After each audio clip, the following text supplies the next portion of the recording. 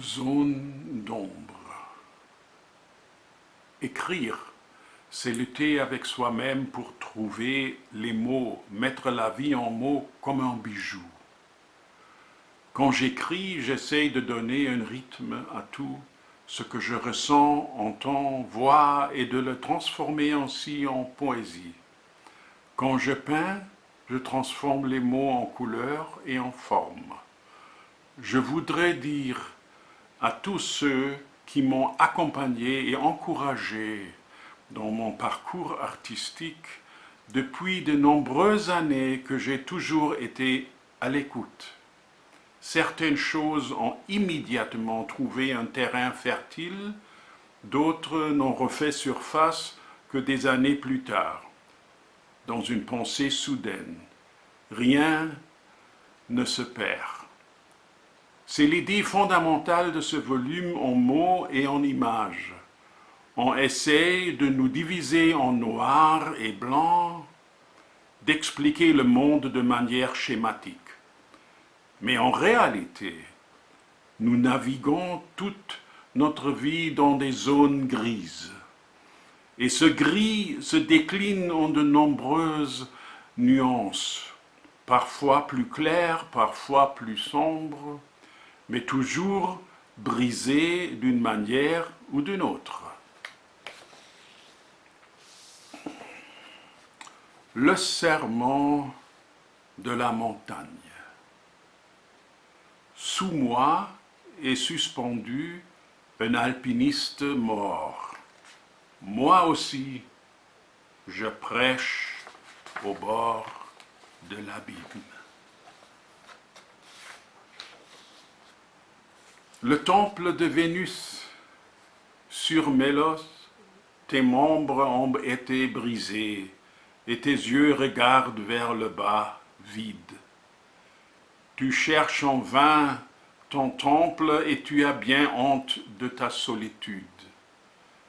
Des linges blancs, des corsages roses en plastique, du marbre, on l'écrase. Fini les jours de feu orgueilleux.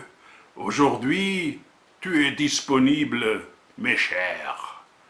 Je voudrais faire la cour pour ta colline, mais aujourd'hui, dommage, tu es en ruine.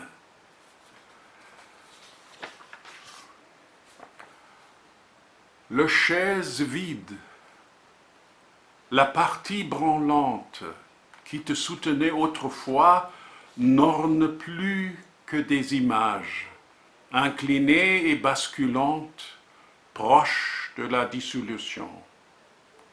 À présent, il se tient négligemment dans le coin le plus éloigné de toutes les couleurs et de formes obliques, témoin de la souffrance.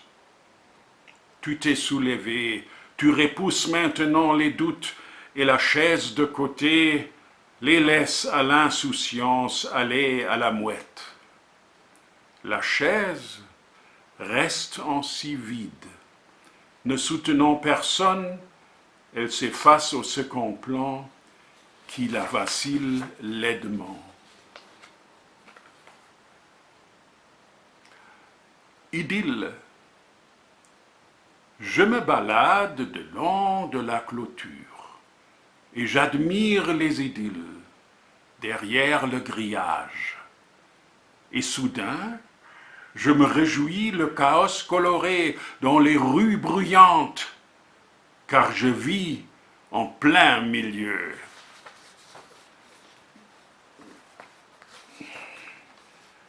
L'animal. Derrière son masque rose de cochon, l'enfant se bat pour la vie avant son dernier souffle.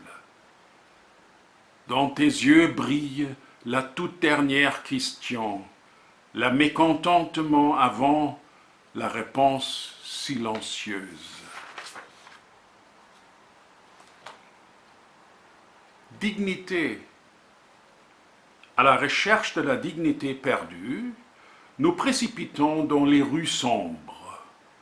Nous épions les chambres vides, récoltons des regards froids. À la recherche de l'amour perdu, nous griffons les cœurs au sang, nous crachons sur les corps nus, semons la haine éternelle. À la recherche de la paix perdue, nous brûlons nos sentiments, éteignons les feux morts, fouillant dans la nuit. Les cernes annuelles. La dignité d'un arbre se reflète dans ses cernes annuelles. Tempête et jour de lumière, les naissances et le glas, les insectes et les hommes, sous les étoiles et le soleil, les anneaux de l'année se resserrent toujours à nouveau dans les arbres.